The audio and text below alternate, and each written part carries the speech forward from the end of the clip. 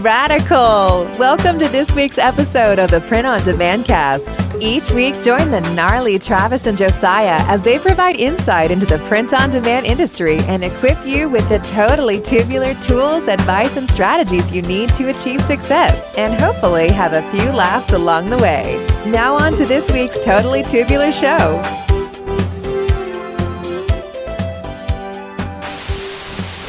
Hello, everybody, and welcome back to the Print on Demand cast. We are so excited to have you here with us today for another exciting episode that's a little bit different than what we planned. We'll get into that later. However, you all know that we like to pivot, and we have the ability to do so. So here we are. And Travis, if you can't tell, if you're watching on YouTube or Spotify, if you can't tell, he is wearing his Hawaiian shirt that I'm assuming he got in actual Hawaii while he was there for the last, 10 days? So welcome back from paradise. I'm sure you're real happy to be back in blowy, cold Colorado. Well, your assumption is correct. I did purchase this fantastic garment in Hawaii. I was actually when we got there, I brought a bunch of short sleeve shirts and, button ups and things like that. And last year, I can't remember where, but I think it was anyway, I bought several short sleeve shirts like this. And one of them was just kind of why not shirt. It was kind of a crazy, I literally have worn it once. It's just one of those really out there shirts. And after I got to Hawaii, I was really mad that I didn't have it because it had it was kind of Hawaiian-ish, or Hawaiianese. I don't think either one of those is a word. And I didn't really have any Hawaiian shirts. So I was like, I got to get a Hawaiian shirt because when in Hawaii. Exactly. So I bought this. We had a great time. We did Oahu for 5 days, and then we went to Maui for 5 days. So the first 5 days was we hiked Diamond Head Mountain. We did another hike to a waterfall on the North Shore, Waimea Bay, Waimea Falls, if you've ever been there. Did the Sharks Cove snorkeling up by Waimea Bay. We went to Pearl Harbor, had a really nice 2020 Mustang convertible that we were driving around for a few days that we got on Turo. And so we drove all around the island and saw all kinds of beautiful things. So Oahu was go, go, go. We had a lot of things going on. And then Maui, we got to it was more like a resort setting. And so when we got to the actual hotel we were staying, we didn't have a car booked or anything like that. But it was ridiculously beautiful. And if you're in the Facebook group, I posted I shared a photo of one of the first nights we were there from Oahu of a sunset.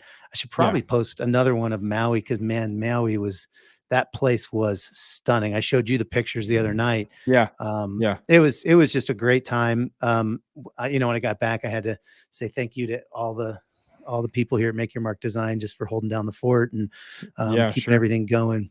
Because they did a great job. I did, I worked a little bit, but it wasn't more than, a half hour, an hour, once every other day or something like that, just to kind of catch up on email and make sure nothing fell through the cracks. But overall, super fun trip. I was, we were very relaxed and, to your point, very sad and shocked when we got off the airplane. And it was 11 degrees and I was in shorts and flip-flops. So you gotta preemptively plan when you're going from such drastic locations. We fly out to Brazil on March 20th, and it's 90, close to 100 degrees there. And so we plan accordingly when going there, and then plan accordingly when you come back, because it's not going to be that way when you get back to Colorado. It's going to be very, very cold. Mine was less poor planning than it was just rebellion. You refusing to accept the fact that it's back to life and back to reality. Yeah, totally. Yeah, absolutely. Well, man, that's awesome. Yeah, glad you had a good time. Sounds like we hung out on was it Saturday night? We had a poker night, which was a good time, and you showed us some of the pictures there, and it looked incredible. I've never actually been to Hawaii. yet in my life, but I definitely want to go because it looks incredible. So Yeah, I mean, Oahu's great, but I would highly recommend Maui if you can just kind of go and be at a resort and just hang out. yeah, And yeah, it was so stunning. We did a sunset cruise, saw a bunch of whales, got to swim with nice. turtles, snorkel with beautiful fish, and I mean, the list goes on. There was a luau we did. I mean, oh my Yeah, gosh, just so that's much awesome. fun. And it was all right there, kind of in our resort area. So Yeah, it was perfect vacation. Perfect yeah, vacation. that's awesome. And those of you that have been listening for the last couple of weeks, you now know that the bulk episodes that we recorded back to back to back to back to back have now come to an end That's right. because Travis is updating us on Hawaii and the vacation there. So yeah, man, that's super exciting. Good to have you back. Trying to figure out if I remember how to do one of these things because it's been a while since we've actually It recorded has. something. And now we have to bulk a whole bunch for when you go on your I trip. know, I know. We'll try and make it more a little inconspicuous, so you all don't know exactly what's happening. But yeah, so yeah, that's on the books for sure. So yeah, man. Anything else before we get into the point of interest? Well, I mean, not to keep this waffle session going any longer than it already has, but I do feel like obligated to officially celebrate the Kansas City Chiefs Super Bowl victory because Yes, we haven't been able to do that.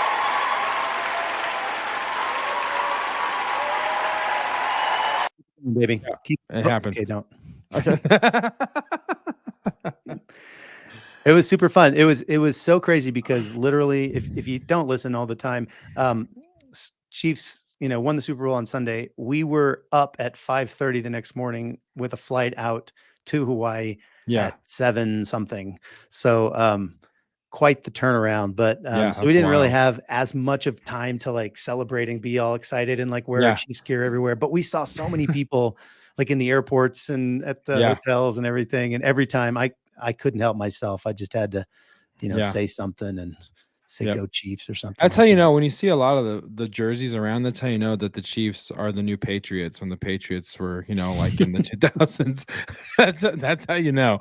Yeah, we in Long Beach we saw but a lot of the people we met in Long Beach were like from Kansas or something Yeah, crazy, we like did. We out of met some roots. people Yeah, from Canada. like probably 2 or 3 people that were just like, "Yeah, I'm Mhm. Chiefs fan." It was like, "Holy, well, what the hell?" So yeah, it was wild. But yeah, man, congratulations to the Chiefs. Crazy good game. It was close, competitive, which Yeah, it is was. what you want. I mean, that's really what I hate watching blowouts because then it's just not fun, but it was down to the wire. So it was a really, really good game. So all right, we're gonna go into this week's point of interest. Speaking of football, we're gonna be talking about something called Kittl, but it's not going to be George Kittle. So all you Niners fans can calm down as we go into this week's point of interest.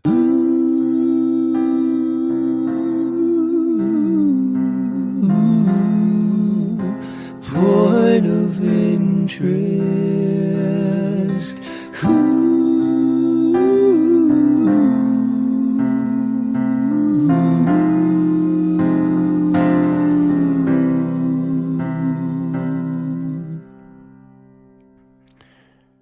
All right, Travis, tell us about Kittl. What is it? Where is it? Why is it interesting?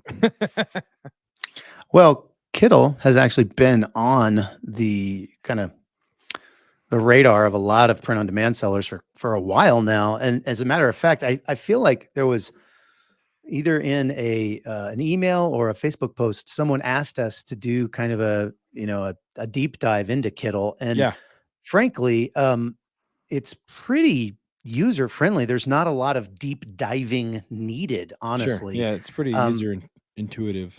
Yeah. yeah, yeah. But it's spelled kittl.com. And we do have a print on demand cast affiliate link. If you do end up, wanting to sign up and check this out, you can go to printondemandcast.com/Kittl or Kittl.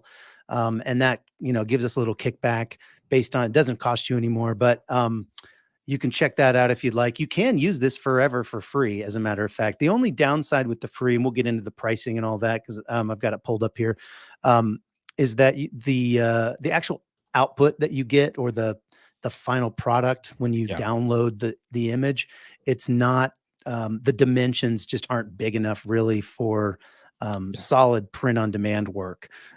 So anyway, we'll get into that in a minute. But if you're watching on YouTube or watching on Spotify, you can see my screen here. And these are all of the images that come preloaded with Kittl. That's crazy. And as you can see, they are gorgeous. And the cool thing about this is every image you see here is 100% editable, down to the text, the fonts, the back colors, the font colors, just every piece of these designs. And as I scroll here, you can just see it's just so incredible. So as kind of way of demonstrating or deep diving or diving deeper into this thing, I'm going to just go ahead and type in one of my favorite topics, beer, right into this search bar, and we're going to see what it pulls up.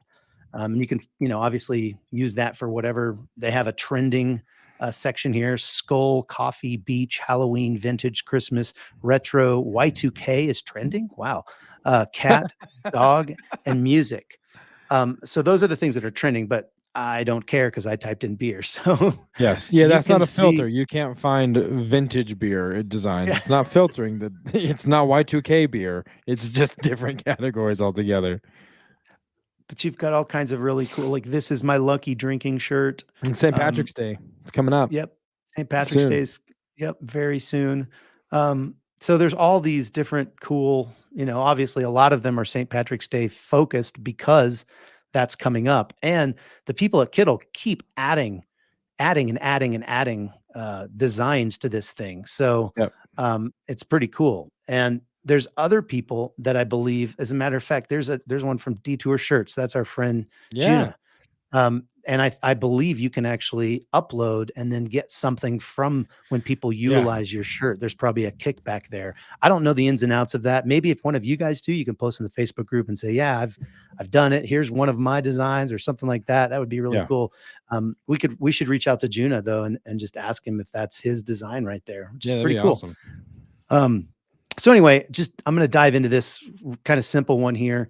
And you can see once you decide, you can click use this design and it opens up in another tab, and then it loads all of the editable elements to that project. So as I click on the different things here, you get a nice little box that kind of shows you all of the things you can do with this particular element that I have selected. So you can change the text. And as you can see here, look at all these beautiful font choices. There's so many and they're so cool. So, so there's just so many different kinds. You can search, you can do serif or sans serif, script. You can choose different things. You can even upload your own fonts if you have something specific that you want to use. You can also do these cool, so if I click into this, I can change this, and I can say, I like, and then I click off and then it goes back to that. I might need to change the font a little bit because it's too small. So I can either change the font size by going like that, which, okay-ish, that'll work for now. But I like day, and I'm going to change this to drinking. So I do that, and that's way too big. So I can either do the text thing, or I can grab this corner here and just make it smaller, drag it up here. Oh, looks like the G got messed up. So I can make this wider. Yep. G appears there, and it's still a little too big. So let's just drag it here. Okay. It's got these, got some guidelines there. Yeah. Those guidelines. Yeah. Nice. So probably a little big on that side, but maybe here-ish or so. And it looks like you can also do, so in that sidebar there, there's up above there, there's the center right under the border weight. Oh yeah. You can probably just click there that, it is. and then we'll just do the same thing here. Yep. Yeah. That's good. And I believe you can select multiple things and center all of them as well. Yep, there it Yep. is. Oh, don't want to do that. So the cool thing is Command Z and or Control Z will work. So I can do that and get back to where it looks good again. Another cool thing I saw, once I select this, you have all these transformations. So you can do like an arc, and you can make this, not as arched or whatever. And I mean, there's so many things you could do with this thing. So again, gonna get that back to, nope, I didn't mean to do that there. Take the arch off.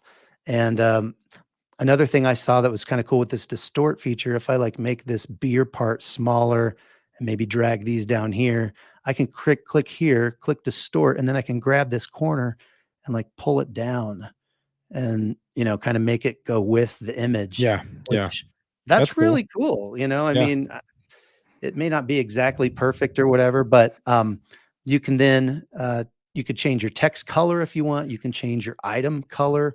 You can put a border on these things. So you can, and you can change the color of the border. So I want a black border maybe on this, or mug or whatever. I don't know. That doesn't look good. So I'll Command Z it, get rid of it. Command Z again to get rid of the border. Oh, I guess I just slide the border weight down. There's so many different things you can do. The background, you can do, I think you can export this as a PNG with a transparent background. I'm not sure if you can on the free plan, but let's see. Download. I want a PNG. And then, Remember to credit Kittl. yeah, because I'm on a free plan, one of their stipulations is that I can use it commercially, but I have to give them credit. If you upgrade to another plan, you don't have to give them credit. So like I mentioned, and then again, your max export size is 800 pixels. Yeah, that's not a lot. So it's really not going to work on much. And it looks like the remove background is great out there. So you could probably get a PNG, but it's not going to be transparent. Yep, there it is again. I have to upgrade to get the PNG. It's kind of like Canva in that way. It's going to look just like this, and it's going to have that background. So really, the free plan isn't going to help me much unless I want that box for some reason. But let's just check out the pricing real quick. So, like I said, it's free. It's free forever, but you can't get PNGs. You can only do 800 pixel size wise. And so it's kind of a low res type thing. You have 50 megabytes of upload space. So in other words, if I want to upload something that maybe I made or my logo or something to insert into a design, I have 50 megabytes to do that with the free plan. It's up to a gig with the pro plan. And I really think this pro plan's a pretty good deal. It's $10 a month if you do it by year. If you decide you just want to try it for a little while, it's $15 a month monthly. And they'll so you can do it a few months and you say, I'm not using it as much, and just cancel it. Or you can just buy the whole thing for $120, have it for a whole year. You can cancel anytime, but you're mandated to or they're not going to refund you. So if you buy a year and you only use it for 6 months, you're not going to prorate. They're not going to prorate. You can cancel it anytime. You can buy it and then cancel it immediately. But you'll have that full year to use it, or that full month, depending on how you do it. So we were trying to figure out this whole credit thing per month. And the only thing I can think of is that 20 credits is going to get you 20 images that you have made that you can download. That's my guess, because I couldn't find it anywhere on this site. With the expert, you get 100 credits a month. But with the pro and the expert, you also get vector exports. So they have vector ID things in here that you can download. So obviously with vector, you can make that thing as big as you want, and you'll never have any pixelation, which is really cool. And you get the full commercial license. So no attribution is required on that. So that, my friends, is Kittl. It's very freaking cool. I mean, this is just ridiculous, all of these different projects. You go to beach, we're getting ready to come into the summer. I just got back from Hawaii. Look at this. Tropical sunsets, summer, time to beach. I mean, these are cool looking Yeah, those are t-shirt awesome. designs as they are. Yeah, that Miami Beach one is really, really cool. This one, yeah, it kind of looks like our Yeah, it's got the retro. vector or the Yeah, synth wave, whatever that's called. yeah, exactly. There's my shirt right there. Yep. Aloha. So yeah, I mean, you can imagine yourself playing with these things, coming up with different text options that you've figured out from other things. There's Juna again from Detour Shirts. Yep. Yeah, so you can find yourself, playing with these things and coming up with some really, really cool T-shirt designs and coffee mug designs and just all of those things. Yeah. And it's relatively cheap at $10 a month. That's really not that expensive. So Yeah. Yeah. I so yeah, think, that's Kittl. yeah, we talk a lot about, you know, quality designs make the difference in what you sell. So if it's $10 a month, if you're getting those kinds of high quality designs and it's something that is that easy to use and that easy to manipulate, and you can, and you can get it with no, attribution, and you get the high res, you're going to make that $10 back. I would imagine pretty I would quickly. imagine pretty soon. You'll make that $10 a month back, because those are some killer designs that are being used on Kittl. So yeah, definitely avail yourself of that. Try it, see what you think. printondemancast.com/Kittl. That's Kittl. We get a little bit of it's an affiliate, so we'll get a little bit of kickback if you want to support the show, and also just try it out. Like Travis said, try it for a month. And if you hate it, cancel it. If you love it, keep it going, and then go from there. So, so shout out to the guys at Kittl and Juna. We should ask him. We should have him come on and kind of explain a deeper dive. What do the credits mean and what are the challenges? But maybe that'll be a forthcoming episode. So with that being said, we're going to go into this week's main event. Ladies and gentlemen, the main event.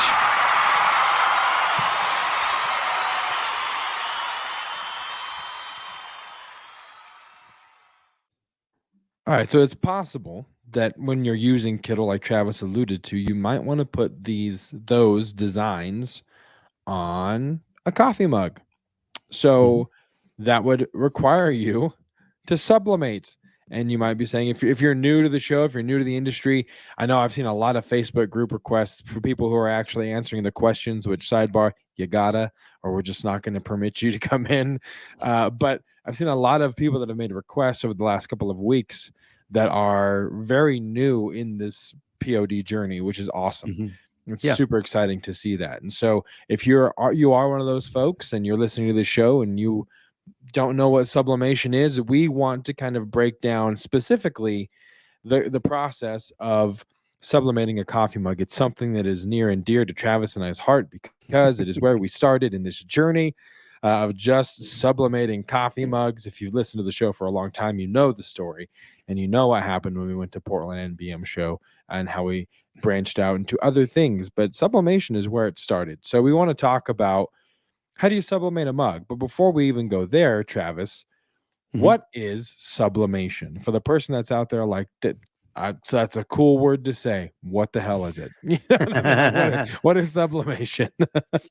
Sublimation is actually a scientific term for a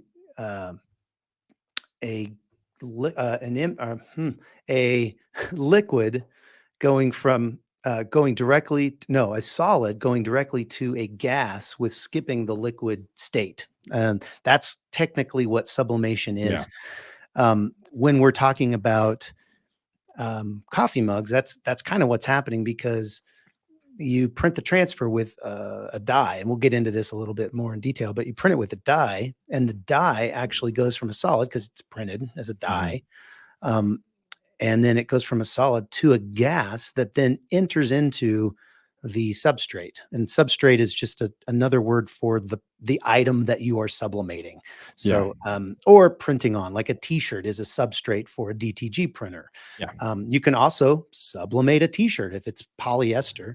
And that's really the requirement for sublimation, is that you have to have a polyester substrate or polyester coated substrate for those dyes to basically enter into. and sublimate into, and then you have this gorgeous, full color, beautiful, very Yeah. rich color, deep color. It's not going to come off in the washer. It's not going to Right. come off in the microwave because it's been sublimated at a really high temperature Yeah. that's higher than any dishwasher or microwave is going to get it. If your Yeah. dishwasher is washing dishes at this temperature, you have bigger problems. I was just gonna say a caveat: any dishwasher should be running when you're washing dishes. But yeah, if you're noticing that it's exponentially hotter when you're doing dishes, maybe call an expert to come and fix that. But yeah, so but yeah, Travis, to your point, it becomes kind of one with the substrate. It's kind of Yeah. indistinguishable. It's not, you can't feel where it starts and where it stops. There's no raise, there's no I mean, it's really really easy, not easy, but that's not the word I was looking for, but it's a very beautiful design. I know we saw some stuff, to your point, it can be polyester coated, like the aluminum or the giant metal wall art that is polyester coated. Like that stuff is incredibly beautiful. Gorgeous. And we'll get into, what it could take to possibly do that. But let's start again with a mug. Now, we talked about it has to be polyester coated. So typically, white mugs are kind of where people venture into. You can do black mugs, but there is a little bit of a hurdle or an obstacle when you're wanting to Yeah. do those, because the way it looks is if you have a coffee mug and the handle is black, and then it will have a white box that kind of is wrapping around the mug where the design will go, which means that you have to then print the black ink to the Right. transfer paper itself. So you get varying degrees and shades of black when you try and meld those together. So that's why white mugs are a little bit easier to do. Yeah, there's a lot of variations on these recipes. And when I say Yeah. recipe, what I mean is the time and the temperature and the pressure. Those Yep. three things can change how black that black is. And so, to Josiah's point, if you have this white area that's going around the coffee mug where the image is supposed to go, and everything else is black, because they know that in the end, it's supposed to be a black coffee mug with these images on it. You're going to print that all black except for the parts that are supposed to be white. You're not going to print anything in those areas, because again, we're using dyes and you can't dye something white. You start with white, and then any color is going to be pushed onto or pressed onto the coffee mug.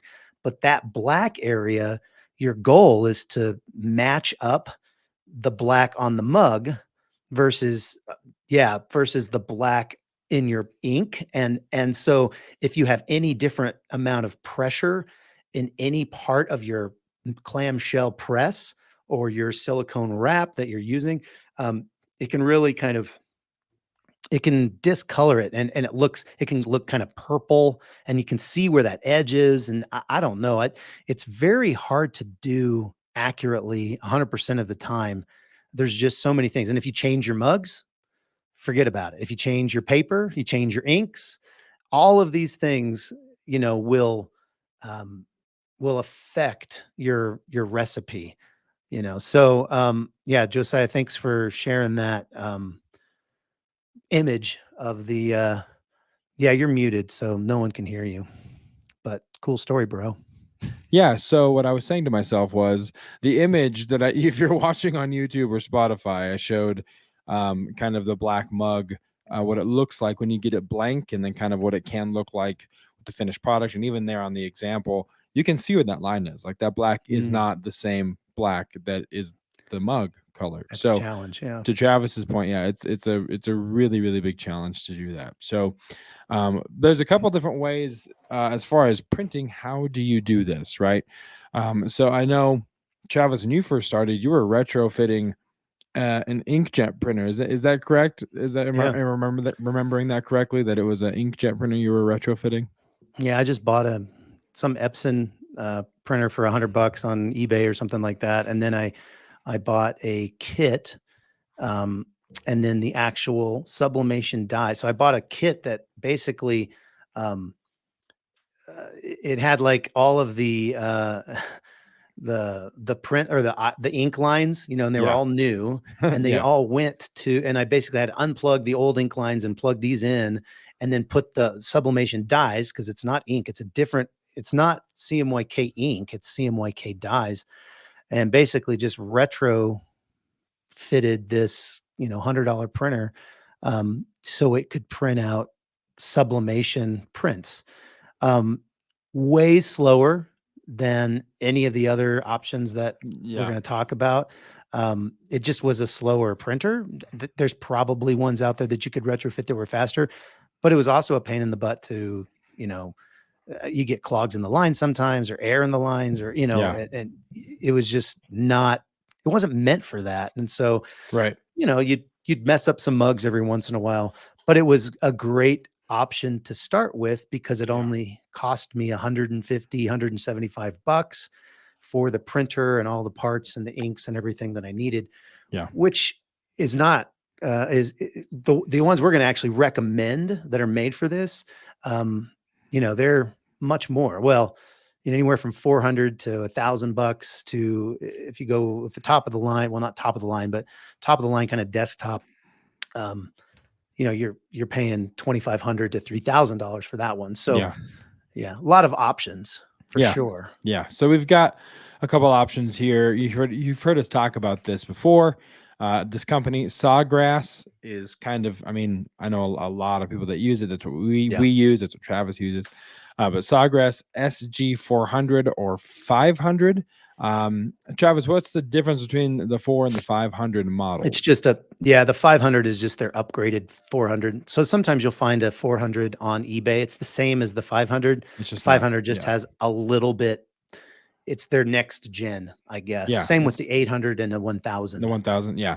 So you've got the SG 800 and the SG 1000. Now those, the difference between the 800, 400, whatever, that is size of the printable area, correct? Correct. Yeah. Yeah. Yeah, and you can also get a feeder that allows you to go up to even a larger print area with the 1000 that you can't fit on the 500. Yeah. So the 500 and the 1000 are the ones that are current generations that you can buy, at all the usual suspects that sell Sawgrass anyway. Yeah. But sometimes you can see that you can find these things on eBay or Amazon even, and they're the older Right. gen. And as long as they've been, these things are tanks, by the way. Like Yeah. I have had the same They last a while. SG 400 here in this building. Gosh. And I don't know how long I've had it. It's been 2.5 years, and we've printed tens of thousands of coffee mugs images on that. And it does its own maintenance cycle. Yep. You have to do a couple things with the rollers every once in a while, maybe once a month, once every couple months. Aside from that, they keep their own print heads clean. I've never had a clog. Yeah. The downside I will say about the Sawgrass is the ink cost is higher because they're cartridge based ink, and it's not a bulk replace system. And so the actual ink cost, that's where they get you. That's where every printer company gets you. Yep. Is on the ink. And Sawgrass is no different. So they, like it might cost you 10 cents to print, worth of ink to print, a coffee mug. If it's black, it's going to cost you even more than that because you've got to print all that black stuff. Right. But as you get into bigger things and you start doing flat press stuff like on shirts or baby onesies, polyester onesies and things like that, and you're making bigger images, it can start to add up. Yeah. I've never really worried about it, again, because it's a coffee mug and there's so I mean, we're just doing white coffee mugs, and we do two-sided, costs less than 10 cents a pop. Yep. I'm like, I can absorb that into my costs, and it's very easy.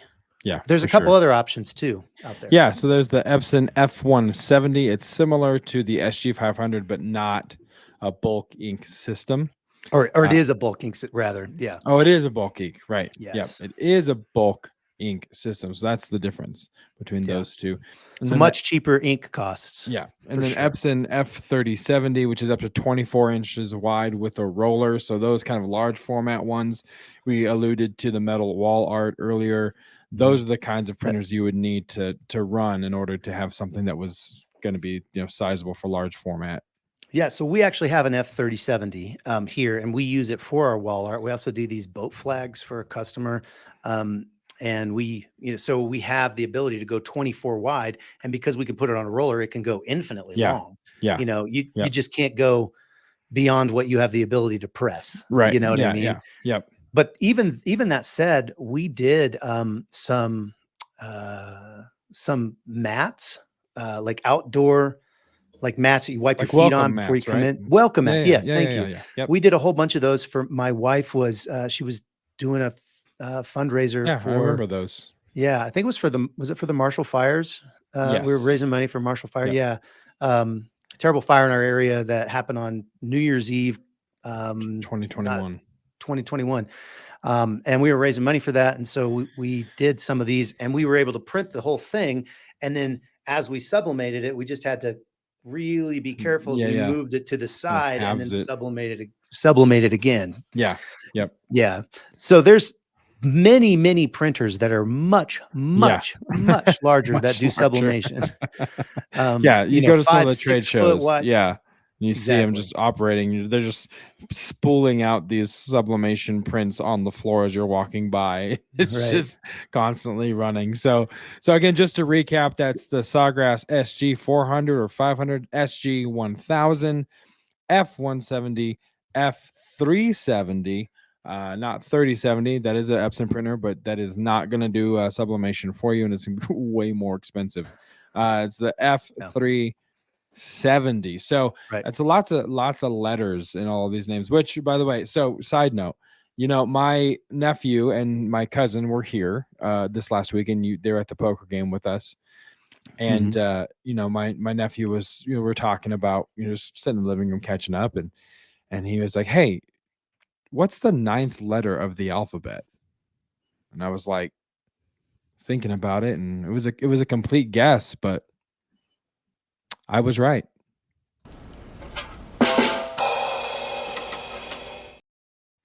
There you go. It's a thinker. It'll sneak up on you later, but that was this week's weekly dad joke for you guys. Oh man, I couldn't figure out where to fit it in, and then all these letters just came up. So anyway, going back to the printers, I guess a question that someone might have, Travis, is you're talking about this F370 that's 24 inches wide, and you're saying there's things that can print much larger. Maybe so. I mean, one of the questions is like, why would I ever need anything bigger than what these things can do? 24 inches wide, I might need something bigger. Why would I ever need that? Yeah. And I mean, that's a great question. And if you're just going to do mugs your entire, that's as far as you want to go, you probably don't. Yeah. But I mean, there's all kinds of things you can sublimate. You can sublimate socks, you can sublimate shirts, you can sublimate underwear, you can send them, I mean, like arm sleeves for like those basketball players, they have those cool arm sleeves, full color arm sleeves that are just gorgeous. And so there's so many of these different projects that you can do. And if you get to a place where you're, actually selling a lot of these things, a lot of these larger printers will have a cutter, and you can, and we're going to get to like what kind of paper you use and all that stuff. But as a matter of fact, our 3070 has a cutter. So when it's done, it'll cut off whatever. And so we can. You mean you keep saying 3070 when you talk about that printer? You're right. It's the Epson 370. It's their fault. Yeah. They made it too close together. That's right. It's the F370 as opposed to the color F3070. Yes. Is it the F370? I can't remember. Maybe it's an S3. I think it's the F370. 370, and they messed me up really bad, and I'm still messed up. It is the SureColor F3070. You are correct. Point being, with the 370 sublimation printer, it has a cutter, and so as it's printing, what you can do is like in a RIP software, you can print off, even lengthwise or this way or however you want. If you're doing like socks or whatever, Yeah. you can do several of them that are all the same size and then cut at the bottom and then do another batch and cut at the bottom. And it's all done by your RIP software that you basically lay out, all of these designs, you throw them in there and it just goes, and then it populates them. You hit print and then it's cutting them. And then at the end, you have a sheet of, 4 or 5, depending on how wide your printer is, you just go through and you just cut once and you have all of your transfers for that batch of orders. So depending on your scale, it really can benefit you to have a larger sublimation printer as you grow. Yeah. Yeah, absolutely. So you mentioned talking about the paper that you need to do these. I think one of the things we used was, that you guys used too, the mug sheets that you just kind of wrap around the mug. If you're doing one side or two sided, pre-cut, print on one side, two side, whatever you want to do. And then you're using, man, what is the default that comes with Sawgrass? I forget what it's called to load up the designs. Oh, the are you talking software? about the? Yes, I forget what it's called now because I know you guys use Photoshop. Well, no, we can use Photoshop. We actually use it's a RIP software called Q Image, but it's Virtuoso Print Manager. Yeah. Yep. And that's so the Sawgrass it'll come with it. Yeah, comes with Virtuoso Print Manager, which is a RIP. So our Q Image is our third-party RIP that we actually can build all of the print files very quickly and go blah, blah, blah. I like that sound. Yeah. And then from there, it actually prints to the Virtuoso Print Manager, which then prints it to. It's kind of convoluted. Sure, but that's how it works. Same with Photoshop. Photoshop will print to the Virtuoso Print Manager and then print to the Sawgrass. So that's Sawgrass is kind of. I don't really like the way they did that, honestly. They didn't need to do that. Like you can pretty much run any RIP software with Epson and you can bypass their, their out of the box RIP, but not with Sawgrass. You cannot. So we had to kind of figure all that out. Yeah. But yeah, so those single sheets, you got the single sheets. You get a little bit bigger for the 15s.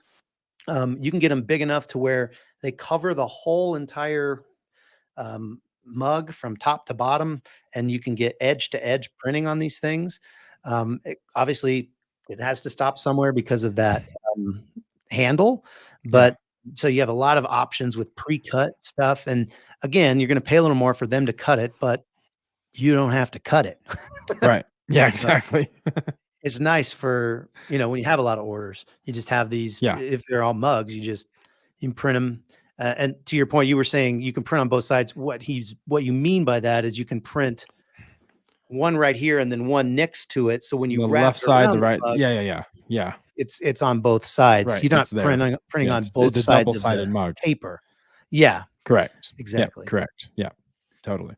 And then we've got mug sheets as well. You got the single sheets, you've got mug sheets, and then like we talked about the larger format ones, you've got the roller with the cutting. But again, to Travis's point earlier, I use the RIP software to lay out those images and kind of tell it where to cut so that you can get that all worked out on the front end before you actually press print and run it to the printer. So the cool thing about the Sawgrass, I'm not sure if the Epson has this, the F170, but the Sawgrass has like guides on the tray, like the feeder tray, so you can put. When you're you can put that mug, that pre-cut stuff. You can choose how wide it is. It doesn't matter how wide it is because the guides will allow you to print it straight. And so what that allows you to do is, use different size papers for different size jobs. And so if you're doing, like a baby onesie or something, or a sign or something like that, and you want to print it wider, you can go wider. If you have an SG-1000, you can go really wide. And if you, have so either of those Sawgrasses allow you to do that. On the Epsons, like on our 3070, we can't use mug paper. It doesn't have the ability to get that thin. I said it again, didn't I? You did. Yeah. The F370. People are going to be like, that guy's doing what with his 3070s? Damn you, Epson. Oh, that's funny. What were you thinking? That's really funny. So you've got a couple different methods of when it comes to actually cooking the mugs, which is to say actually sublimating the design to the mug. You can do a Mhm. couple different things. You can do clamshell presses. They've got ones that are just singles. They got doubles. They've got 3, 4. They've got a lot that you can do all at one time, which is an option. I know that's what you guys use over there. Make Your Mark Design as well. And then you can also use convection ovens, which we use at What For Apparel. Get them at like Costco or Walmart. It's got to be convection. You got to make sure that the air is moving through. Right. But that allowed us to do 6 mugs at a time. Throw it in there, leave it for a certain time, pull them out, and then you've got a mug that's cooked. Each one will, to Travis's point, to the whole recipe thing, it's going to look a little bit different, or it's going to take some dialing in. So when you're using a press, Yeah. it's going to take some dialing in for the right pressure and the right time.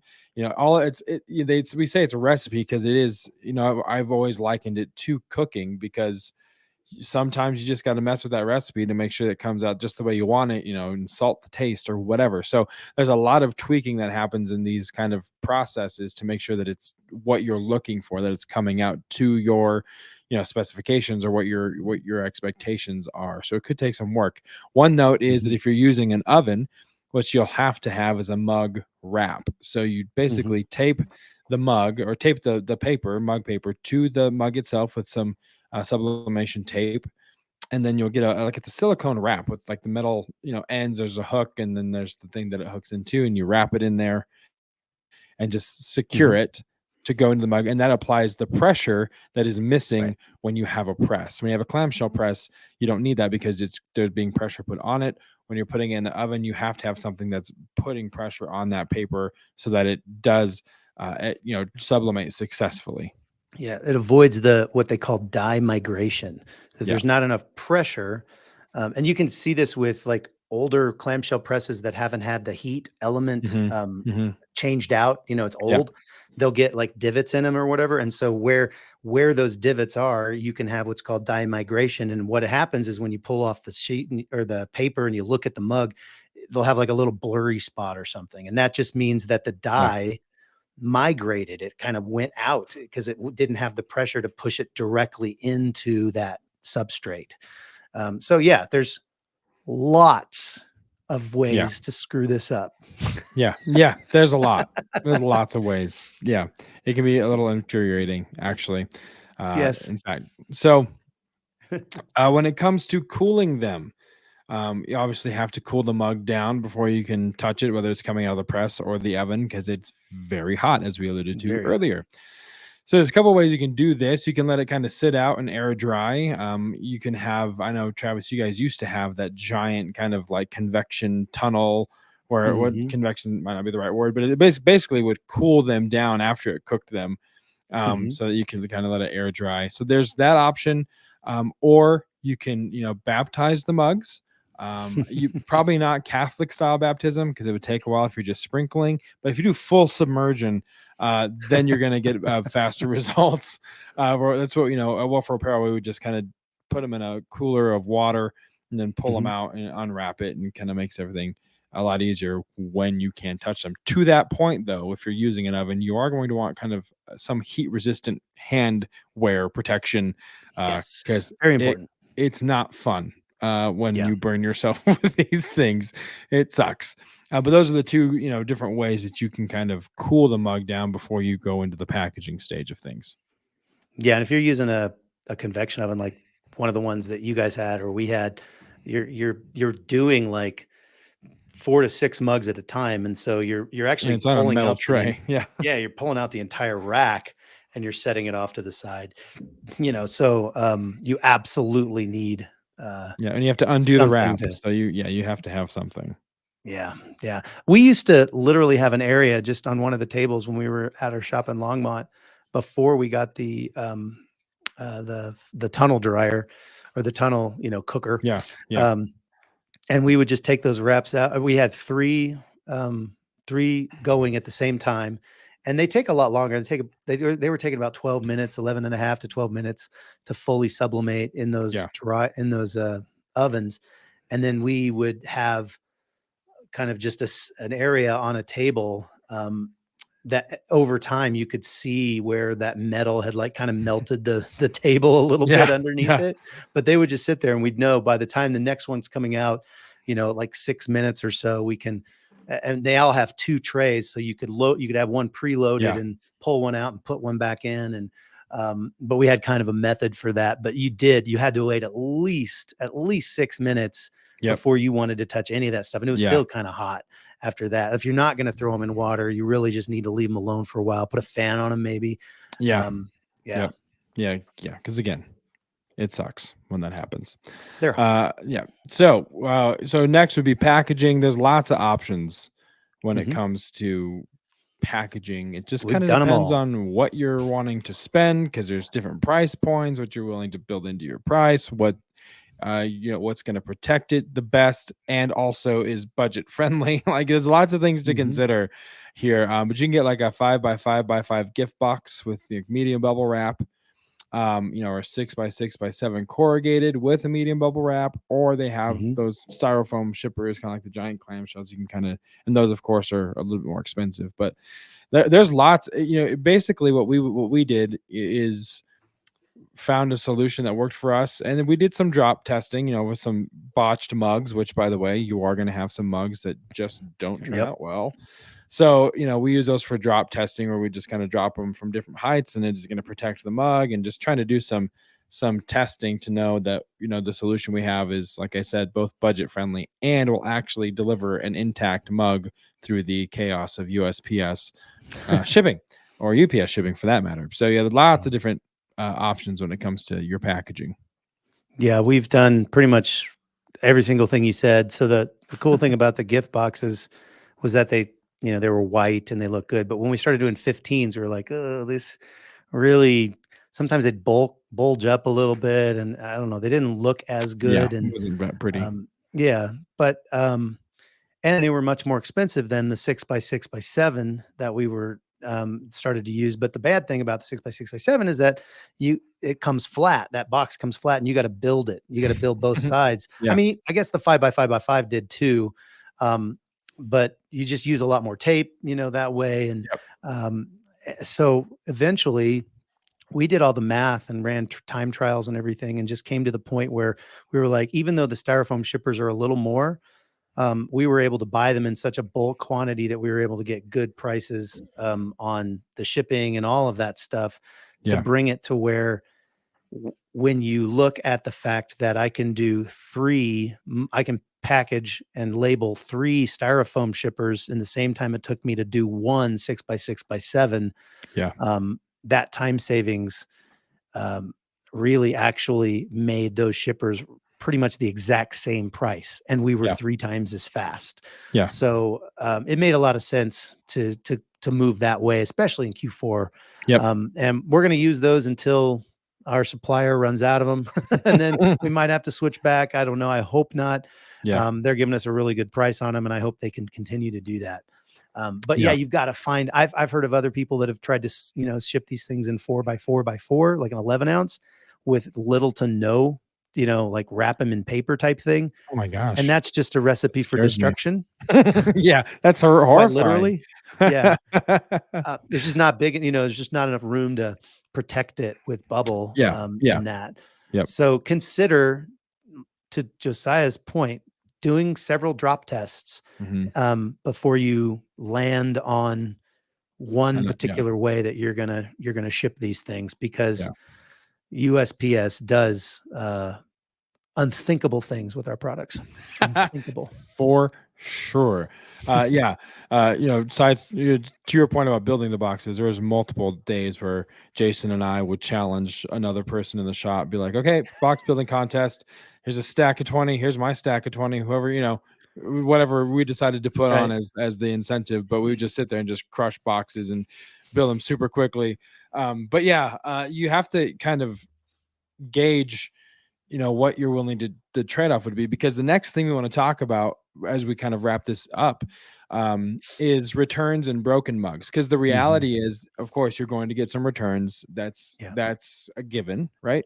Some people might not like it, or it might not look the way they thought it would look, or what have you. You're going to get returns. It's going to happen. But the other thing you're going to have, regardless of what you do for your packaging option, is there's going to be a certain percentage of them that break, Yep. because of what the shipping is and how they handle. Have you ever seen, people that handle your luggage going into an airplane, the luggage cargo of an airplane? That's, not any better than what USPS does with your Right. mugs or the things you're shipping to Yeah. customers.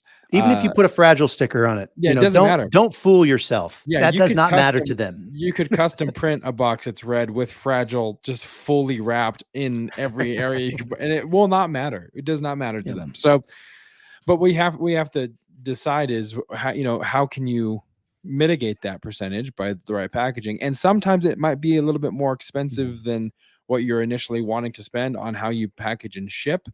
But understanding that on the back end, you could be saving yourself not only returns for broken mugs, but also we've talked about the power of reviews. We've talked about how word of mouth for your shop, whether it's your Amazon store, your Etsy shop, if people are Uh-oh. leaving comments, and it's a lot of them are, what happened? Why did you Sorry, say uh-oh? I don't know. You like froze for 2 seconds and then you came back and Am I back? yes, Oh, okay. like all of the packets delivered at the same time. So you started talking really fast, and then it Oh, yeah, slowed yeah. back down and you're fine now. Okay, we're good. Okay. No, I was just talking about, the power of reviews and word of mouth and the reputation Yeah. of your shop. That if there's a bunch of reviews all coming in at once about how your people are getting broken mug after broken mug after broken mug, you're going to cost yourself Mhm. a lot more money than the 10 cents, 20 cents that it was to maybe invest in some more packaging that would better Mm. insulate and protect. So again, it's a delicate dance and balance, and the odds are, much like they say freshmen going into college will change their major X amount of times before they graduate. Whatever solution you go with when it's your freshman year in the POD industry, you'll change that solution before 100%. too long. You just have to be willing to kind of be malleable and Mhm. pivot. So Yeah. yeah. Anything else, I was Travis? just gonna say we literally made a decision today to after some testing to switch pre-treat. And Oh yeah. we're because there's a new one out on the market and we're able to cut it with like do a 50/50 on this particular one and it's the Nice. same price. So we're literally cutting our price in half Yeah. by doing that. But that's the whole idea is like you keep you keep just changing over time. Mhm. You're developing, you're Yeah. evolving, I guess, even Yeah. as a business, and new products come out, like these shippers were completely out of my price range when I first started. And so now they aren't, I Yeah. mean, and so we had to reestablish, we had to do all the math and figure all that out. And so you're constantly doing that in business, to your point. So where you start is not where you will end, Yeah. for Yeah. sure. You have to be willing to adapt to whatever comes your way. Hmm. So that's what it is. Well, guys, thank you so much for listening to this episode, and we are happy to be back with the recording and getting back in that rhythm, at least until I leave to South Yeah, America. this So this was supposed to be an interview, actually. We it did. You said was. you'd get back to that, but you never did. I know. Um, Yeah. No. Yeah. yeah. It was supposed to be an interview, but the guest that we had lined out, just. I mean, he kind of went unresponsive. He kind of ghosted. I still don't know if he's responded or filled out Looking. the Nope. sheet that we had for him to fill out. But I don't know what happened. yeah, he was responsive this afternoon, and then about 20 half an hour, 20 minutes to go, he kind of just disappeared. So it got to a point where we decided just to well, not to just beat this sound bite. But it was one of those things where I was like, I think on principle, we're just gonna maybe reschedule him because it's been a minute since he's responded. So this is what we had to do, and we had to adapt to what was going on. So Yep. but yeah, thank you guys so much for listening. We are hoping to have that guest on in the future Yeah. if he's able to reschedule for sure. So All right, so here's how I enter into the diatribe of information. Attention hotline fans. All right, so if you guys want to join the conversation, join the family, join the fun, there's one place you can do that we always tell you guys about because we're trying to grow that community a lot is printondemandcast.com/Facebook. That takes you to the group. I mentioned earlier, you have to answer the questions. If you don't answer the questions, there's no guarantee that we'll actually let you into the group. We just need to know that you are who you say you are, and you're not just trying to collect Facebook groups like arrows in an archer's quiver. Okay, we just need to know that you're legit. So with that being said, printondemandcast.com/Facebook is where you can go to do that. Lots of activity happening, lots of questions. It's awesome to see the engagement between fellow members, not even just Travis and myself, but fellow members within the group answering questions for one another. If you are Instagram, have an inclination to use Instagram more than Facebook, we're there too, printondemandcast.com/Instagram as well. As we start, if we go to more trade shows or more in the moment content, if we're recording in person, a lot of like in the moment happening content will be there in story form, real form. So go check that out as well. And then printondemandcast.com/YouTube is also where you can go to catch these videos. It's basically serving as a sort of an archive of past episodes in video form. So that's where you can find that. And then the other thing that you guys can do that we've talked about is go to printondemandcast.com and just sign up for the newsletter.